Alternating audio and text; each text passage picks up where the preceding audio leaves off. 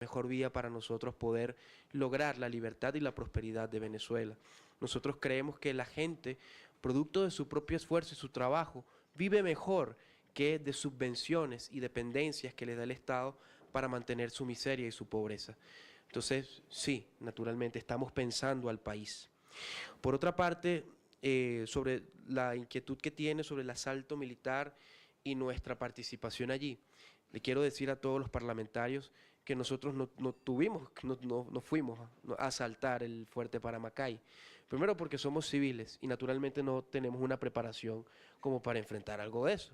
Y segundo porque nosotros estamos liderando la resistencia civil, ¿sí? Y me da la oportunidad de hablar sobre ese levantamiento.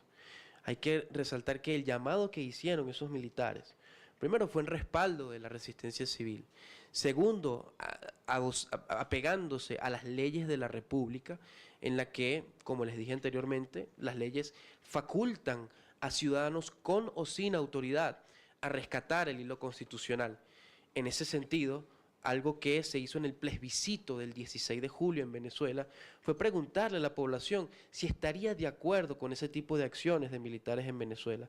Y 7 millones de personas dijeron que sí lo estaban de acuerdo. Entonces, que nosotros entendemos que la dictadura en Venezuela quiera callar nuestras voces mediante una retaliación política como la acusación que ellos han presentado. Pero pues nosotros no tuvimos nada que ver con la elaboración y la ejecución de esa operación que hicieron militares venezolanos. Sobre el tema del financiamiento de la resistencia, a la resistencia la financian todos aquellos venezolanos que quieren la libertad, dentro y fuera de Venezuela, porque la única posibilidad de que nosotros podamos acabar con el hambre y con la mortandad tan horrible que hay en nuestro país es que nosotros podamos salvar a nuestro país de las garras de un proyecto que no está a favor de la población, sino que está a favor de otros intereses como los vimos en la presentación anterior.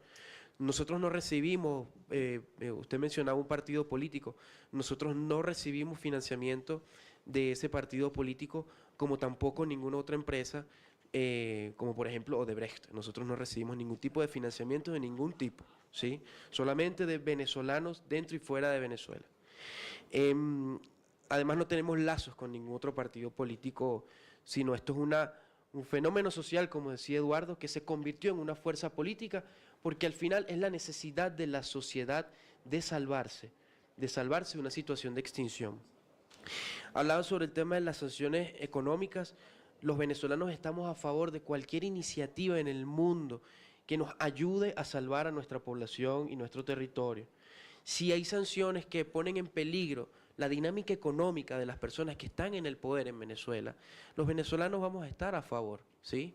Por eso, uno de los llamados que hacemos acá es que el Parlamento pues también tome algún tipo de iniciativas. Brasil sabrá cuáles son, pero si ayudan a que le pongan un freno al avance de esta dictadura, para nosotros siempre será positivo. Por otra parte, nosotros creemos también en el diálogo, porque el diálogo es la esencia fundamental de la política, pero el diálogo ocurre entre interlocutores que se respetan, que se reconocen entre sí, que entienden que la otra persona tiene el valor de existir, que tiene principios, tiene valores y hay que ser respetado. En Venezuela nosotros no podemos entrar en un diálogo con quienes están en el poder porque su política es la aniquilación de nosotros. Nosotros queremos dialogar posteriormente en el momento en que nosotros podamos decir hemos logrado nuestro objetivo y seguramente a ellos se les garantizarán sus derechos para que puedan entonces finalmente salir del poder. Y en cuanto a las elecciones, decía la diputada Moraes que en Venezuela han pasado tantos años y tantas elecciones también. Bueno, si eso fuera tan bueno, Smartmatic nos hubiera ido de Venezuela diciendo que el último proceso electoral que ellos participaron fue el del más fraudulento en la historia de toda la América Latina, ¿sí?